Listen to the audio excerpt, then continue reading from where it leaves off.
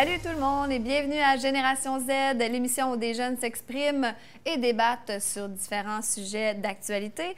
Mon nom est Amélie Paul et cette semaine, on va parler d'un sujet un peu plus léger que la semaine dernière. On va parler de recyclage. Je ris, messieurs les panélistes, parce qu'on a le même panel que la semaine dernière. Ça a été quand même une émission intense. C'est lourd. Le recyclage, c'est un sujet tout aussi important, mais c'est peut-être un peu moins lourd. Je crois qu'on va peut-être s'amuser un petit peu plus cette semaine. Je vous présente nos panélistes, Mike Leduc, Alexandre Bouchard, André-Philippe Ouellette, ainsi que Sadraque Amos. Merci d'être ici, messieurs. On va rentrer tout de suite dans le vif du sujet, si vous voulez bien, avec la première question. Les trois grands principes du recyclage. Réduire, réutiliser, recycler. Est-il important pour vous de bien suivre les trois principes?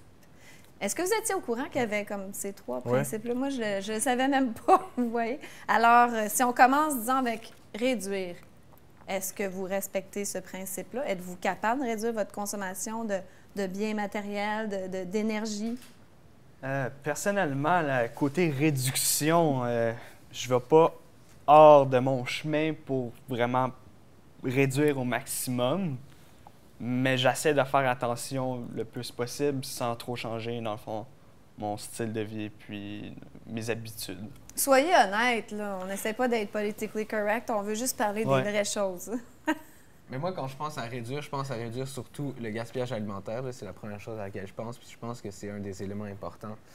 Puis, pour ma part, je crois que je fais ma part pour cet aspect-là. Puis je pense que c'est important de sensibiliser puis tout ça. Puis c'est facile de le faire, d'ailleurs. On a juste à calculer nos portions, planifier nos repas, etc. Donc, je pense que c'est assez facile de... Peut-être aller à l'épicerie plus souvent plutôt que d'acheter en quantité industrielle. Oui, exactement. Surtout, c'est peut-être... Moi, j'ai pas une grande famille, mais c'est peut-être plus difficile quand il y a les enfants là-dedans aussi. C'est probablement pas votre réalité, mais effectivement, planifier les repas, j'imagine... les lunchs pour les enfants et tout ça, c'est difficile d'éviter le gaspillage, mais il y a sûrement moyen d'y arriver. André-Philippe? Moi, je trouve ça très important aussi d'un point de vue personnel. Puis je fais attention justement à essayer de choisir les produits avec moins d'emballage puis tout. Je pense que c'est important de conscientiser le citoyen.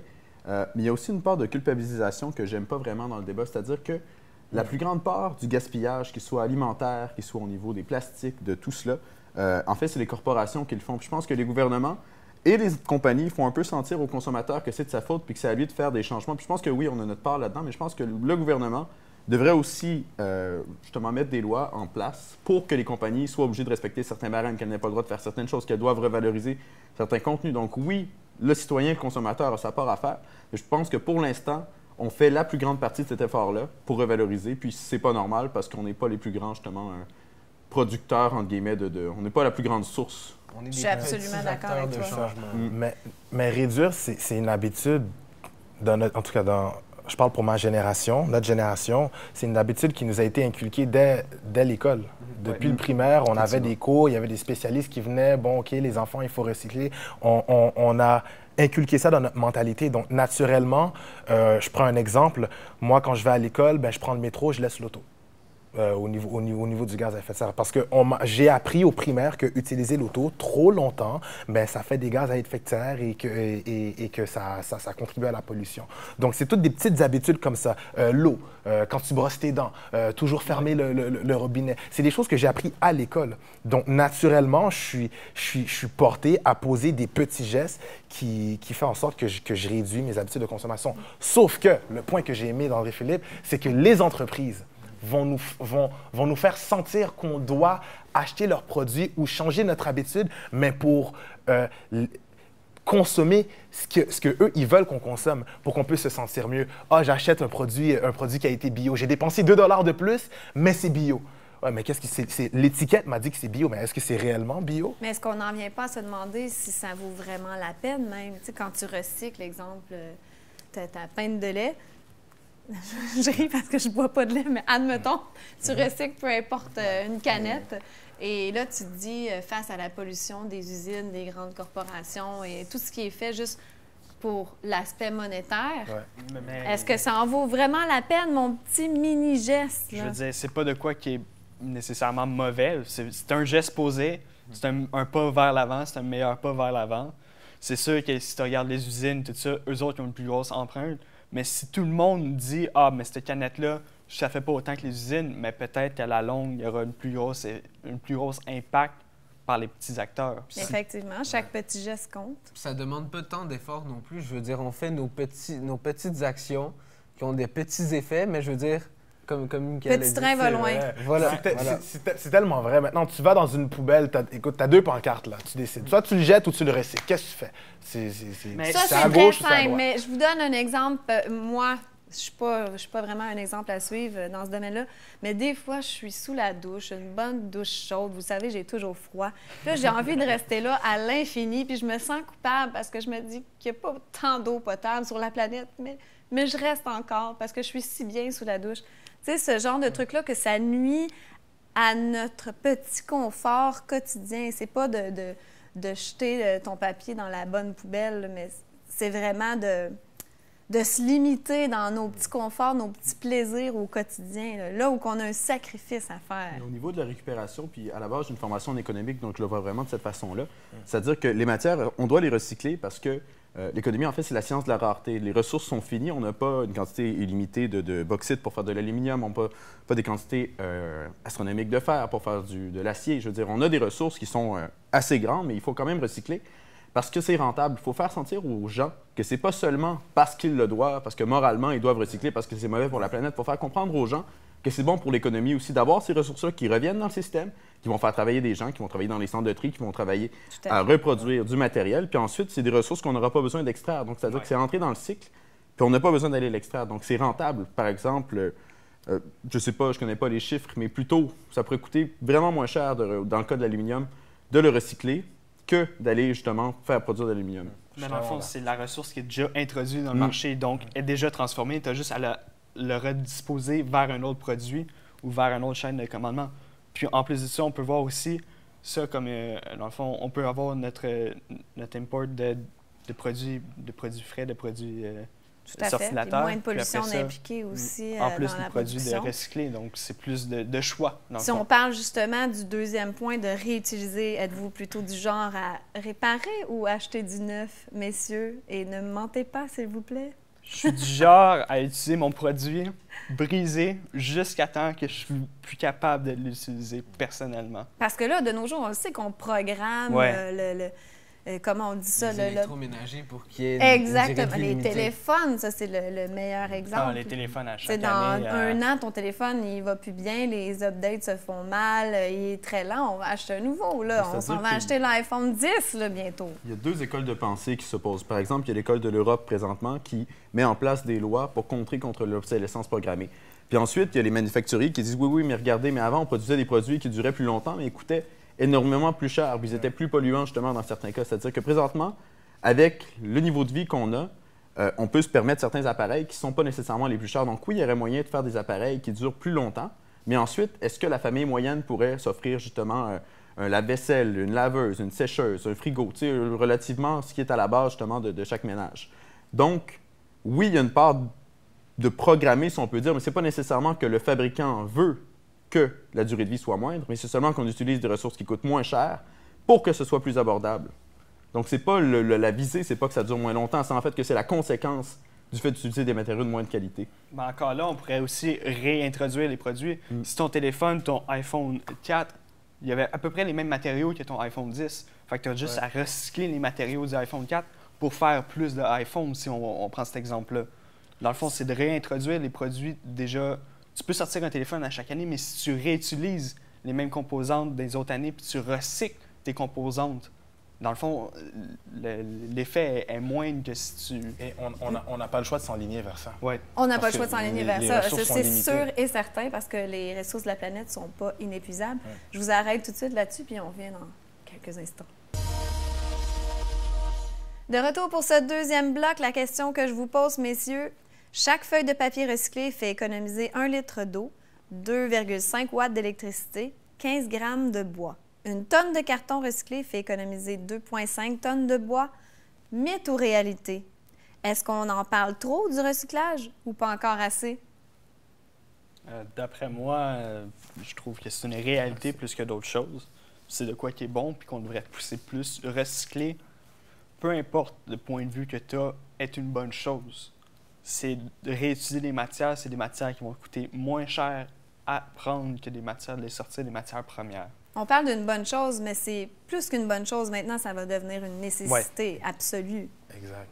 Ça doit devenir une habitude chez l'être humain. Je parle pour les prochaines générations à venir. Et j'espère que ça va devenir, et ça commence déjà, mais ça doit être, pour le consommateur, il ne devrait même pas y réfléchir. Parce que nous, on réfléchit parce qu'on a été exposé au gaspillage. On sait c'est quoi le fait de ne pas réutiliser. Mais pour nos enfants, on doit les inculquer quelque chose qui est différent de nos habitudes, parce que sinon, on n'a pas évolué. Donc, c'est notre devoir d'en parler encore plus pour que les générations futures puissent même pas y réfléchir, mais déjà prendre le relais et de faire en sorte que ça devienne une habitude de vie. Est-ce que pour vous, les gens de votre âge, est-ce que vous croyez que c'est déjà bien inculqué ou pas vraiment? Vous en avez parlé beaucoup à l'école, vous avez dit plus tôt? Plus ou moins. Moi, je dirais, j'en ai entendu parler à l'école primaire, mais mis à part ça, je pense que il y a moyen de faire mieux. Ouais. Puis d'inculquer, justement, comme mon collègue a dit, à la prochaine génération. Puis, en fait, ils n'auront pas vu d'autre chose que recycler. Donc, ça va être naturel pour eux, là. J'ai déjà eu un professeur en 6e année il était plutôt avant-gardiste, parce que quand j'étais en 6e année, c'était pas tant la mode que ça, de parler de recyclage. Oh. Mais lui, on parlait de ça tout le temps, de récupération. Puis si on amenait les journaux puis les circulaires de la maison, il nous donnait des points. Puis je vous jure, on parlait plus de recyclage et de récupération que de maths ou de français. Donc c'est sûr que moi, très jeune, j'ai été habituée à ça. Et en grandissant, j'étais vraiment très stricte avec le recyclage, la récupération. J'étais très dans l'environnement. Mais en vieillissant, on dirait que on est occupé, là, on travaille, puis là, on est fatigué, puis on n'a pas le temps, puis c'est rendu que j'ai honte de dire, mais parfois, je vais juste jeter quelque chose au lieu de le recycler. J'ai perdu beaucoup de ces bonnes habitudes-là. Comment on peut faire pour que ça reste partie intégrante? Parce qu'on dirait que c'est bon quand on est jeune, ou des gens qui ont beaucoup de temps, qui sont à la maison, mais peut-être des 9 à 5, mais les gens qui sont très occupés, qui ont des heures de fou, des travails autonomes, peut-être, j'ai l'impression que c'est plus difficile. Est-ce que c'est juste moi qui pense comme ça? J'ai pas l'impression, personnellement, que ce soit plus difficile. Je veux dire, c'est juste un geste, c'est rincer quelque chose. Parfois, ça peut être plus difficile. Je veux dire, je suis pas un fondamentaliste du recyclage. Ça se peut qu'il y ait des écarts. Des petits écarts. Pas. Mais en général, je pense que la plupart des gens, puis vous aussi probablement, c'est pas plus compliqué de mettre un contenant en verre, par exemple, dans le bac de recyclage que dans la poubelle, puis de le sortir sur une journée différente, on le sort. Donc, je pense que c'est juste dans la conscientisation de faire prendre conscience aux gens que c'est pas nécessairement plus long que de le jeter. Je veux dire, c'est peut-être quelques secondes, mais au final, on arrive au même résultat. Puis ensuite, il y a moyen peut-être de passer à la coercition. Il y a le bâton puis il y a la carotte. Les municipalités, je sais qu'il y en a certaines qui, justement, vont donner des amendes à leurs citoyens s'ils voient que le recyclage est déposé dans le bac, justement, dans le bac à ordures. Oui. Je sais que ça se fait à certains endroits. Donc, peut-être qu'on peut systématiser ces pratiques-là. Je lance le débat, je veux dire, je suis pas nécessairement pour. Je me demande comment ça peut être respecté. Je trouve que c'est une bonne idée. Personnellement, pour moi, ça serait une bonne idée. Pénaliser, ça serait une bonne chose. Oui, mais comment ça peut être respecté, ça? C'est de quoi qui serait mauvais. Tu serais supposé de récompenser quelqu'un pour le recyclage, pas pénaliser quelqu'un. Comme qu'elle dit, si la personne n'a pas le temps dans sa routine de rentrer sur un recyclage, puis elle se fait pénaliser à chaque fois, c'est pas fair play, si on veut, pour la personne qu'elle a le temps puis faire le recyclage. Mais c'est plus peut-être de la paresse plus que d'avoir le temps, parce que c'est un pot de verre, au lieu de le rincer, je le jette à la poubelle. La personne qui travaille 12 heures par jour, qui a fait 4 heures dans le trafic, je pense pas qu'à la fin de la journée, elle a beaucoup de temps à consacrer, à penser au recyclage, à sortir les journées. La personne, elle a d'autres choses à faire que ça. Mais est-ce qu'il faut laver les contenants? Oui, parce qu'il y a une grande partie qui est rejetée si on les lave pas. C'est ça, donc c'est important de laver les contenants. Parfois, je suis trop paresseuse pour... J'ai honte de dire ça à la télé. Je suis trop paresseuse pour laver le contenant, alors je le jette. Et je me dis, si moi je fais ça, je dois pas être la seule. C'est sûr et certain. C'est d'autres personnes, mais encore là, c'est de l'introduire. Si on prend ton exemple, si tu es trop paresseuse, tu peux être aussi paresseuse que moi. Qu'est-ce que je fais? Je le mets en dessous du lavabo, je pars l'eau, je le remplis d'eau, je le laisse savonner. Puis après ça, je le rince. C'est aussi simple que ça. C'est juste de le faire. Mais comment on va retirer la paresse? faut les tapes sur les doigts. Exact. Mais les Ça tapes sur prend les doigts, peut-être des oui, amendes à c'est quelque des part. je amendes, sais mais pas les vous. amendes, c'est... Et le récompenser. Les récompenses, c'est mieux Et qu'une les- amende. Une Oui. amende, c'est une tape, c'est Mais doigts. comment tu vas les faire réaliser que, regarde, hey, tu es en train de détruire ta planète, là. Tu es en train de détruire ta planète, mais la personne travaille tellement On n'a fort pas pour son vraiment argent. conscience. Il travaille pour lui, mais et son enfant. Mais son enfant... Son enfant qui va grandir, puis le trois quarts des ressources sont déjà toutes gaspillées. Qu'est-ce qu'on fait? Mais moi, je C'est réalise mal- quand je fais ce geste-là que je me dis à petite échelle, là, c'est juste moi personnellement. Pouvez-vous Ouais. imaginer à grande échelle les usines, comment ils en ont rien à Mais foutre? c'est exactement, je vais déplacer un peu le débat. On parle de jeter des contenants, de laver un contenant, mais les épiceries puis les supermarchés, tout ça, ils jettent une quantité phénoménale de produits qui pourraient être récupérés, donnés dans des centres ou peu importe. Ça aussi, Puis effectivement. même au niveau du gouvernement, on avait eu il y a quelques années le scandale de la SAQ, qui avait des dizaines de boîtes de carton jetées dans les ordures, justement, alors qu'ils venaient d'interdire les sacs de plastique au sein de leurs établissements. Ils vendaient seulement des sacs réutilisables. Mais ensuite, Radio-Canada est allé faire un tour, puis ils se rendaient compte que la société d'État jetait plein de matériaux recyclables. C'est-à-dire que on dit « fais ce que je dis, mais pas ce que je fais », en fait. Donc, le gouvernement aussi a peut-être quelque chose à se reprocher. Même si c'est parapublic, c'est quand même une figure d'autorité. Mais tout Ouais, le tout le monde- gaspillage tout qui le se monde est fait coupable. juste sous prétexte de ne pas diminuer les coûts des boutiques qui vont jeter des vêtements. Je pense que c'est même beaucoup de grains qui sont jetés à chaque année pour ne pas diminuer le coût des céréales. Tu sais, ça en est ridicule, mais tout est basé sur le temps, c'est de l'argent, Profit. que ça soit à petite échelle ou à grande échelle. Tout est basé sur l'argent. Alors, qu'est-ce qu'on peut faire? C'est pas prêt de changer demain matin. Là. Pour moi, c'est de montrer que c'est rentable, comme je le disais tout à l'heure. C'est-à-dire que, par exemple, on parlait des fruits et légumes tout à l'heure. Maintenant, il y a plein d'initiatives, c'est les fruits et légumes moches dont on parle. Où on va prendre ces fruits-là, puis on va les vendre pour très peu cher, justement, à un grossiste, qui ensuite va faire des paniers. Moi, je suis abonné à un service comme ça, puis je veux dire, c'est pas les légumes les plus beaux, mais ils sont tout à fait bons, comestibles. Pareil pour moi. Puis ça coûte vraiment moins cher aussi. Donc, pour faire prendre conscience au consommateur qui va payer beaucoup moins cher pour un produit qui sera peut-être pas parfait selon les standards de la société, mais qui va lui apporter beaucoup, autant dans ses poches qu'au niveau justement moral, c'est-à-dire j'ai fait un bon geste, puis en plus ça m'a coûté moins cher. Donc, il ne faut pas associer recyclage à ça coûte cher nécessairement. C'est ce que je disais tout à l'heure. En recyclant des ressources, parfois on économise, puis même que le cycle économique fonctionne mieux. Donc, c'est pas nécessairement perdant comme On n'est approche. pas perdant. Changer les mentalités, alors. La C'est- motivation économique, c'est toujours... ça fonctionne. On touche les Mais on poches est des gens. brainwashé d'une certaine façon, alors c'est juste de refaire nos connexions dans le cerveau. Mais ça va amener au deuxième sujet. Est-ce qu'il faut aller éduquer les enfants très, très tôt, comme mon prof de 6e année a fait, Ouais. Oui. qui était très avant-gardiste? Il faudrait mettre plus de temps dans le programme scolaire pour parler de recyclage, de récupération, de réutiliser nos vieux trucs, de les réparer. Puis montrer Coudre comment un ça peut vêtement. être bon économiquement aussi. Si tu montres après ça tel service, tu offres la disponibilité d'économiser, après ça, ça va être bon pour la personne qui l'utilise. On vous revient d'ailleurs dans quelques instants avec la troisième question. Ça va être question inévitable quand on parle de recyclage. Croyez-vous que vous arriverez à offrir à vos enfants un monde plus propre? Parce que c'est vers ça qu'on s'en va. Là. On se demande, nos enfants vont vivre dans quel monde?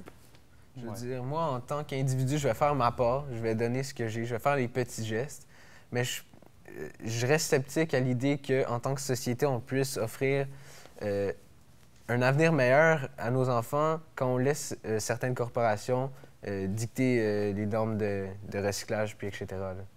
S'il y a un changement au niveau de l'élite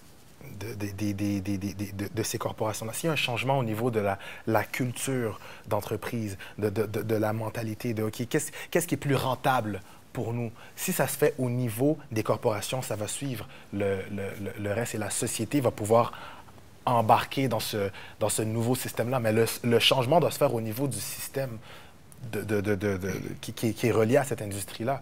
Parce que même si que nous, on veut de bonne volonté changer les habitudes, mais nos enfants vont quand même être exposés au marketing, ils vont toujours être exposés à la publicité qui va les repousser à prendre des mauvaises habitudes. Donc, ça doit se faire au niveau de ceux qui sont en charge du marketing, de la publicité. D'après moi, c'est le contraire. Ça devrait être l'éducation qui apporte une nouvelle façon de penser aux jeunes. Parce que pousse- c'est eux qui vont être l'élite Ouais. demain, peut-être, dans ce sens-là? C'est eux autres, la génération de demain. Dans le fond, c'est eux autres qui vont prendre les décisions de demain. Mais oui, Donc- donc un va pas sans l'autre. Ouais. Les enfants, c'est eux les premiers, là, avant même les PDG, c'est les enfants qu'on doit éduquer, c'est sûr. Pour que ces enfants-là deviennent les PDG qui vont prendre les bonnes décisions. Mais j'avais un espoir avec votre génération, mais vous avez l'air de dire qu'il y a quand même beaucoup de travail à faire Moi, j'aimerais ça à ce niveau-là. Oh, pardon. Non, J'aimerais ça emprunter une troisième voie, c'est-à-dire que je ne fais pas confiance ni aux corporations, ni aux citoyens nécessairement. Donc, je crois que c'est vraiment...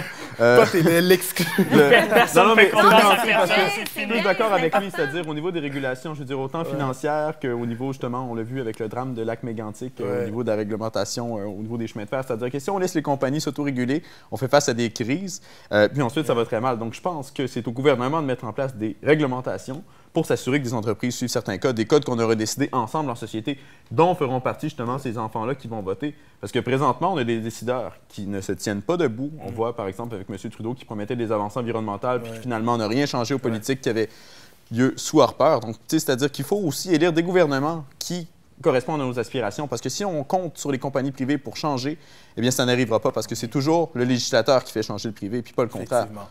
Est-ce que vous pensez qu'on est condamné à un futur apocalyptique comme on voit dans les films? Non, parce qu'on peut voter. Aucunement. Non, c'est d'exercer notre devoir, tout simplement, en tant que citoyen. Mais j'ai vu le nouveau Blade Runner de Denis Villeneuve, puis il y a une réplique qui m'a marquée parce que je ne sais pas si vous l'avez vu. À un moment donné, le personnage de Ryan Gosling, il montre une photo avec un arbre, puis la jeune femme a dit « Qu'est-ce que c'est? » Il dit « Un arbre. » Elle dit « Ah, c'est joli, j'ai jamais vu un arbre. » Puis ça m'a vraiment fait réfléchir. Est-ce que c'est vers là qu'on s'en va? Ou c'est juste un film, c'est de la science-fiction? D'après moi, dans le fond, le chemin qu'on prend est en train de changer. On pousse plus vers la reforestation, l'utilisation des forêts, dans le fond, bien pensées. Tu fais une coupe, tu replantes. C'est aussi simple que ça. Si tu as coupé, tu replantes, l'arbre va repousser. Il faut que tu penses dans le fond, à tes impacts sur la nature. Mais est-ce que la nature va même être capable de survivre éventuellement à toute cette pollution-là? C'est la question, je pense aussi. Moi, je pense que oui, parce qu'on le voit justement dans les pays du Nord, c'est ce qui arrive en ce moment, même s'il reste des traces de pollution puis que c'est pas parfait.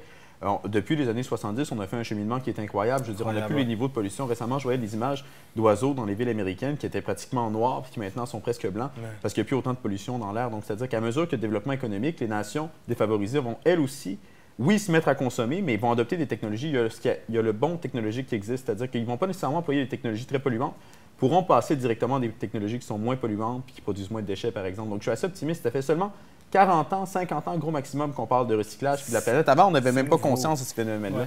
Donc, on vient de commencer à se réveiller. Donc, c'est le début. Puis oui, il est peut-être un petit peu tard, mais il n'est pas trop tard. Puis je pense que justement, en étant conscient, c'est là qu'on va réussir à changer les choses. Parce que nos parents n'étaient pas conscients. Ça n'existait pas, le réchauffement de la planète. Puis les gens n'en parlaient pas, je veux dire. C'était même pas un enjeu à l'époque. Exactement. Notre génération est tout à fait consciente. Et on est en charge. Si on va être en charge pour que ça avance, pour que ça évolue, tout simplement. C'est ça le travail qui doit être fait directement à l'école, c'est d'élever les consciences pour que les gens, et pour que les jeunes, tout de suite, comme vous disiez plus tôt, que ça soit naturel pour eux, que ce soit même pas une question à se poser, c'est ça et c'est ça. Il faut l'introduire dans notre mode de vie. Exactement. Une fois que ça va être introduit, d'après moi, ça va juste prendre l'ampleur et ça va pousser pour le mieux. Est-ce que vous seriez prêt à passer aux épiceries zéro déchet? Qu'est-ce que vous dites par zéro déchet? Les épiceries où tu dois amener tes propres sacs, tes propres plats Tupperware et puis tout est en vrac, il n'y a rien dans des emballages préfaits. Ça a l'air utopique, mais d'ici... Il y en a des épiceries comme ça. D'ici 50 ans, qui sait? Ben, je me dis d'ici 50 ans... Avant les sacs réutilisables, il y a 30 ans, on n'y pensait pas. Effectivement. Aujourd'hui... Mais je pense que dans 50 ans, il va y avoir probablement juste ça. On n'aura pas le choix. Ça va être un mode de commerce quand même assez intéressant à voir parce que c'est pas chaque produit qui est pareil pour les... Comment tu le prends. Si quelqu'un prend un produit puis le replace, est-ce qu'il est contaminé? Est-ce que tu es obligé de l'acheter? Ça pourrait apporter d'autres défis. Ouais. Je veux dire, il y a déjà des produits qui sont en vrac. Là, je pense aux fruits et légumes, surtout là, qui sont déjà en vrac. Puis il y a tous les petits sacs dans les fruits et légumes. On emballe un poivron dans un sac, une banane dans un sac. Puis ça fait tellement de pollution pour rien parfois. C'est sûr que ça va changer un peu notre qualité de vie, en guillemets. C'est pas comme si c'est la fin du monde d'amener ses sacs et ses plats Tupperware à l'épicerie. Mais croyez-vous pas que ça peut pas continuer comme ça? On doit absolument changer nos habitudes de vie, comme par exemple réduire la quantité de viande qu'on consomme. Là, c'est rendu ridicule de manger de la viande 3 fois par jour, puis les gens s'imaginent que c'est une bonne chose. Il faut réduire sa consommation de viande. Mike, tu ris de moi, là, parce que Ben, c'est parce que je suis un gros mangeur de viande. Je suis en train de vous dire que vous devez devenir tous végétariens. T'es Non, végétarien? non, je suis pas en train de dire ça. Mais c'est impératif pour le bien-être de la planète qu'il faut réduire sa consommation de viande et de produits animaux. Il faut dire qu'il y a des nouvelles technologies qui se mettent en place. Par exemple, les plastiques, ça pourrait tout à fait être viable d'avoir des épiceries où il y a le même niveau d'emballage, ou peut-être un peu moins, mais avec des plastiques qui sont faits à partir de cellulose, donc à partir de bois, puis qui vont se décomposer. C'est une technologie qui existe, qui coûte cher, qui va se développer, puis qui va coûter moins cher au fur et à mesure que les gens commencent à l'utiliser. Donc oui, le vrac a sa place, mais je pense qu'il va encore avoir des produits emballés, puis que ces produits emballés-là, justement, comme à emballer de la viande avec un plastique à la cellulose, ça peut être viable. Au niveau de la viande, présentement, je veux dire, il y a des grandes avancées, des grandes entreprises aux États-Unis, surtout, qui investissent là-dedans, produire de la viande artificielle en laboratoire. Donc, on fait croître de la viande, puis ensuite, on lui donne une certaine saveur, une certaine texture. Donc, c'est pas nécessairement néfaste. Je veux dire, la façon dont on fait les choses actuellement est néfaste, mais c'est pas l'ensemble, je crois. Tu sais, par exemple, la consommation de viande, il faut tout relativiser. Mais je pense qu'il y a moyen de manger de la viande et que ce soit plus sain pour l'environnement, pas nécessairement éliminer, passer du coq à l'âne, si on peut dire. Il faut Mais ça introduire serait la bonne des technologie. élevages biologiques et non des élevages industriels. Là, ça serait La bonne technologie utilisée de la bonne façon peut amener, dans le fond, une réduction de l'effet de serre. Puis d'après moi, ça va être ça qui va En nous aider. terminant, messieurs, est-ce que vous voulez des enfants? Oui. Probablement, oui. Ça serait quoi les valeurs que vous voudriez inculquer à vos enfants en matière de recyclage et de respect de l'environnement? Prends soin. Rapidement, en Prends 30 soin. secondes. Prendre soin. Prends soin. Penser au bien collectif. Pas juste penser à soi-même. Pas juste puis- penser à son petit bonheur, Ouais. ça c'est très important. C'est Être un bon. bon citoyen, puis s'investir dans la collectivité, comme tu as dit, je pense que... Faire sa petite part, puis pousser peut-être pour aller chercher peut-être un petit peu plus. Penser à l'avenir et penser à vos enfants et Ouais. à vos petits-enfants. Hey, merci, messieurs. C'était super intéressant comme merci à sujet. vous. Moins C'est lourd cool. que la semaine dernière. Ouais. C'est intéressant. Et n'oubliez pas, mesdames et messieurs, qu'en matière de recyclage et de respect de l'environnement, il n'est jamais trop tard pour bien faire. Alors, sur ce, je vous souhaite une bonne semaine. Merci d'être à l'écoute.